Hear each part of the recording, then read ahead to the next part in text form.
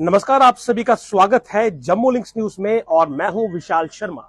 जम्मू कश्मीर सरकार ने 2 डॉक्टर्स को सेवा से मुक्त कर दिया है, यानी कि उन्हें नौकरी से बाहर निकाल दिया गया है और इनकी टर्मिनेशन हुई है। टर्मिनेशन की वजह है कि इनके आतंकियों के साथ लिंक थे।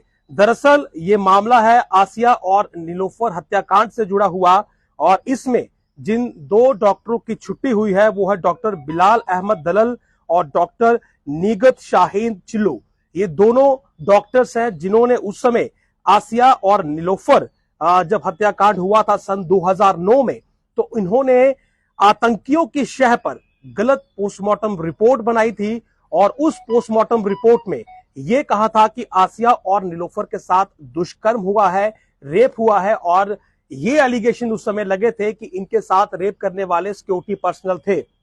जिस वक्त इनकी गलत पोस्टमार्टम रिपोर्ट ने ये खबर फैलाई कि आसिफा और नीलोफर, जो कि असल में एक नहर में बह जाने के कारण जिनकी मौत हुई थी, जब ये झूठी खबर फैला दी गई पोस्टमार्टम के जरिए कि उनके साथ सिक्योरिटी पर्सनल ने रेप किया है, तो 42 दिन तक कश्मीर बंद रहा था। वहां पर हड़तालें हुई थी और कहीं ना कहीं सरकार के खिलाफ लोगों में रोष देखने को मिला था, रिजेंटमेंट देखने को मिली थी। कश्मीर डिस्टेबलाइज सा होता हुआ जा रहा था। लेकिन उसके बाद सीबीआई को यह केस हैंडओवर हुआ और सीबीआई ने जब इस पूरे मामले में प्रोब की तो यह मालूम चला कि आसिया और नीलोफर के साथ दुष्कर्म नहीं हुआ है, वो नाले में डूब गई थी और इसी वजह से उनकी मौत हुई थी। लेकिन इन दोनों डॉक्टरों ने, डॉक्टर बिलाल अहमद दलल और डॉक्टर नीगत शाहीन चिल्लू ने जानबूझकर आतंकी संगठनों के कहने पर गलत पोस्टमार्टम की रिपोर्ट बनाई और इस रिपोर्ट में यह लिख दिया कि उनके साथ मल्टीपल टाइम रेप हुआ है,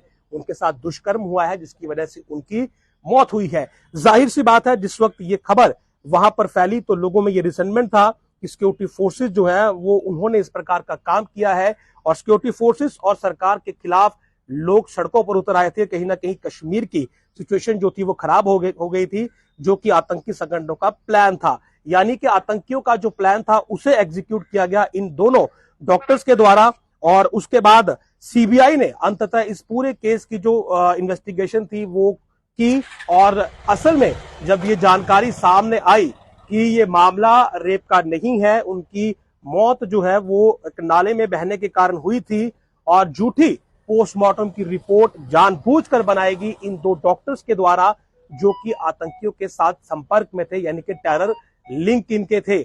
उस समय से ये सस्पेंड भी थे, जांच चल रही थी और फाइनली आज इन्हें नौकरी से निकाल दिया गया है। इनका टर्मिनेशन अब हो चुका है और टर्मिनेशन में यही बताया गया है कि ये आतंकियों के साथ संपर्क में थे और इन्होंने कश्मीर में अस्थिरता लाने की कोशिश की, लोगों को सरकार के खिलाफ भड़काया, सिक्योरिटी फोर्सेस के खिलाफ भड़काया और भड़काने के लिए जो इनके पास अपरेटस थे, यानी कि ये लोग डॉक्टर थे, इन पर ये जिम्मेवारी थी ये पोस्टमार्टम की सही रिपोर्ट पेश करते।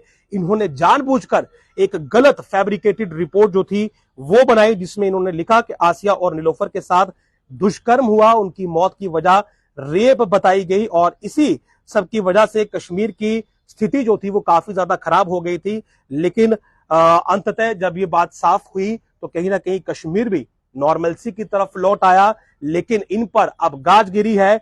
डॉक्टर बिलाल अहमद दलल और डॉक्टर नीगत शाहीन चिल्लू को टर्मिनेट कर दिया गया है, नौकरी से निकाल दिया गया है। इसके अलावा मैं आपको ये बता दूं कि जो बाकी की कार्रवाई इन पर होनी है वो भी होकर रहेगी। लेकिन शोपियां में सन 2009 में ये आसिफा और आसिया और नीलोफर हत्याकांड बहुत ज्यादा उस समय सुर्खियों में था और सिक्योरिटी फोर्सेस और सरकार के खिलाफ बहुत ज्यादा रिजेंटमेंट जो थी वो लोगों में थी, क्योंकि उस समय इन्हीं के पोस्टमार्टम ने ये झूठी खबर फैलाई थी कि इनके साथ रेप हुआ है, सिक्योरिटी फोर्सेस ने रेप किया है, जबकि असल में ऐसा नहीं था। ये रिपोर्ट आतंकियों के कहने पर इन दोनों डॉक्टर्स ने बनाई थी। सरकारी नौकरी इनके पास थी, सरकारी डॉक्टर्स थे और इन्होंने सरकार के विरोध में ही, सरकार के खिलाफ इतना बड़ा जो था वो प्लान किया था। तो अंततः अब इन पर गाजगिरी है और इन दोनों को जो है वो टर्मिनेट कर दिया गया है, यानी कि नौकरी से निकाल दिया गया है।